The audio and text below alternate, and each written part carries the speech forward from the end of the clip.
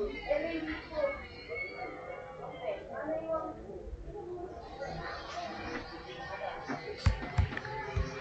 assalamualaikum warahmatullahi wabarakatuh. Perkenalkan, nama saya Musa Emil Fitra. Kali ini saya akan membuat algoritma dan pseudokode dalam bentuk flowchart dengan kasus sebagai berikut. Untuk itu saya akan menjelaskan terlebih dahulu apa itu algoritma. Algoritma adalah serangkaian langkah atau prosedur logis yang digunakan untuk menyelesaikan masalah secara sistematis. Jadi, untuk membuat sebuah program diperlukan algoritma atau struktur untuk pemrograman tersebut. Sedangkan apa itu pemrograman? Pemrograman adalah kumpulan sintaktis atau aturan yang dilakukan dari algoritma tadi. Jadi kita membuat program melalui algoritma tadi. Jenis program juga berbagai macam, tergantung kebutuhan kita. Sedangkan pseudokode, apa itu pseudokode? Pseudokode adalah sebuah metode yang digunakan untuk menggambarkan algoritma atau logika dari suatu program tanpa harus menggunakan pemrograman tertentu. Jadi pseudokode ini semacam kita menentukan alur-alur untuk sebelum kita membuat pemrograman tersebut.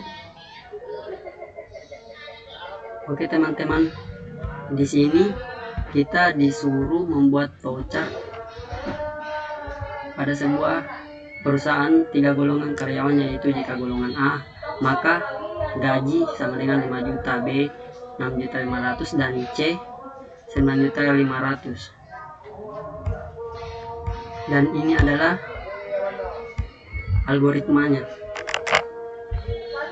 Di sini saya mengambil pada bagian start. Di sini saya menggunakan terminator. Memang dia kalau untuk membuat algoritma awal dibutuhkan gambar terminator, dan selanjutnya adalah memilih jenis golongan. Di sini terdapat 3 jenis golongan pada saat kita memilih program, pada saat kita memulai program tersebut, yaitu golongan A, maka dia gaji akan mengungkapkan 5 juta, golongan B gaji sama dengan 6.500.000 dan golongan C gaji sama dengan 9.500.000. Pada jenis golongan di sini saya menggunakan jajar genjang. Ini dia teman-teman, input atau output. Di sini jadi kita ada option jenis golongan. Selanjutnya program akan berlanjut ke tahap selanjutnya, yaitu input jumlah jam lembur. Di sini dia menggunakan jajar genjang juga, atau input atau output.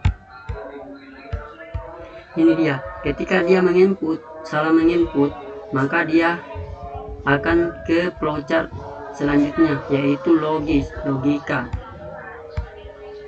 Ini dia decision, simbol yang menunjukkan kondisi tertentu yang menghasilkan 2 kemungkinan jawaban, apakah program dilanjut atau tidak.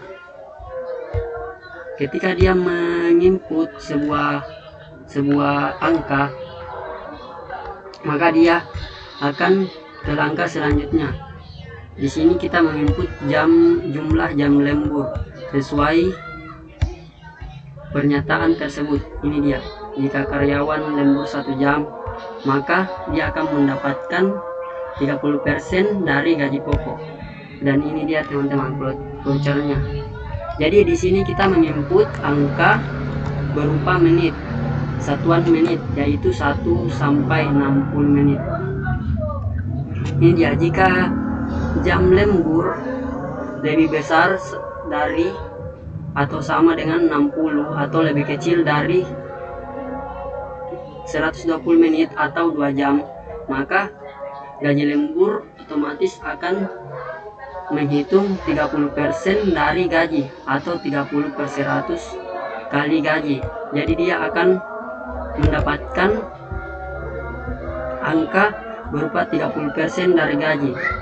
Dan ini dia selanjutnya, jika lemburnya lebih dari 2 jam atau 120 menit,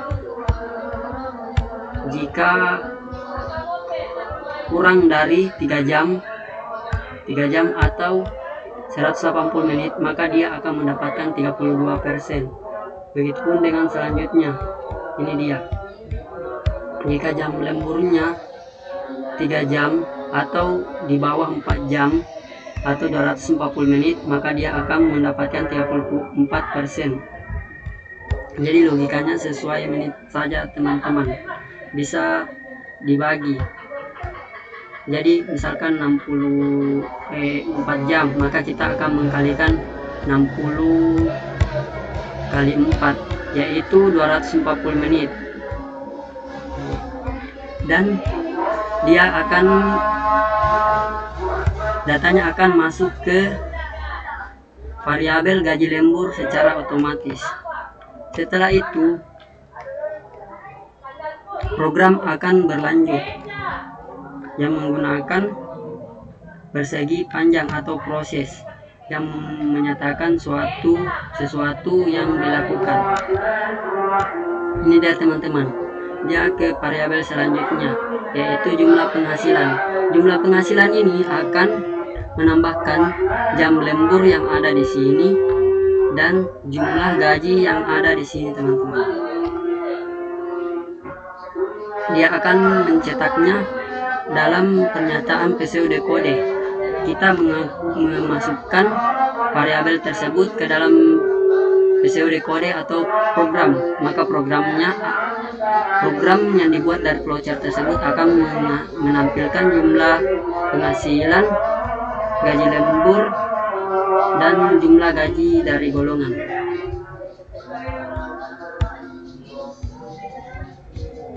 Seperti ini dia pseudokodenya teman-teman.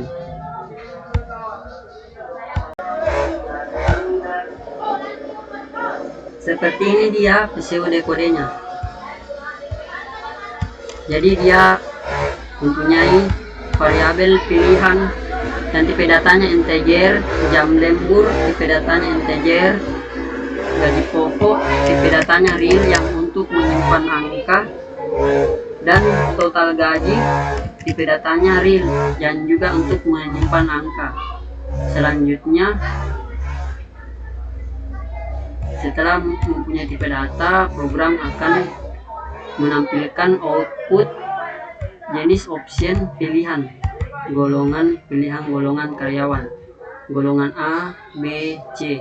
Jika golongan AA, maka gaji pokok akan memiliki nilai 5 juta. Jika B, maka dia nilainya 6.500.000. Jika C, nilainya akan 9.500.000.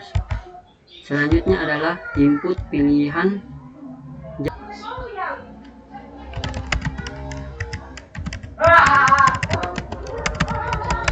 Ini dia pernyataan ternyata inputan dari gaji pokok. Jika pilihannya 1, maka dia akan mendapatkan gaji pokok nilainya 5 juta.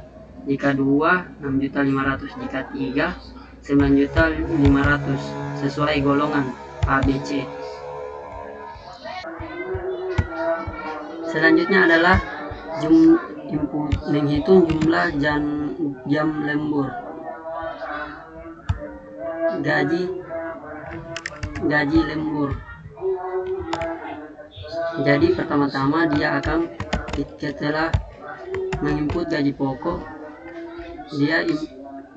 kita disuruh input jumlah jam lembur.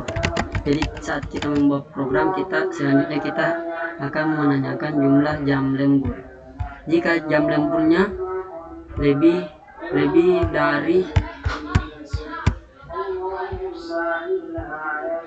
dari 1 jam atau di bawah 2 jam, maka dia akan mendapatkan gaji gaji lembur akan mendapatkan nilai 30% dari gaji pokok. Jika jam lemburnya di atas 2 jam dan di bawah 3 jam, maka dia akan mendapatkan 32% dari gaji pokok sesuai program yang akan kita buat. Jika karyawan lembur 4 jam atau di bawah 5 jam, ini dia teman-teman, di bawah 5 jam atau 200 atau 300 menit, maka dia akan mendapatkan 36, gaji lembur akan mendapatkan nilai 36% dari gaji pokok. Setelah itu seluruh data akan tersimpan dalam variabelnya masing-masing, yaitu gaji pokok dan gaji lembur dan total gaji. Ini dia teman-teman. Jadi dia akan mencetak secara otomatis. Ini dia teman-teman, cetak jumlah gaji pokok, maka gaji pokok akan muncul otomatis. Cetak jumlah gaji lembur, maka dia akan menampilkan otomatis gaji lembur. Cetak selanjutnya adalah cetak total pendapatan, maka dia akan mencetak atau menampilkan total gaji dari program ini, program penyataan aritmetika yang ini, gaji pokok tambah gaji lembur, dan program pun telah selesai.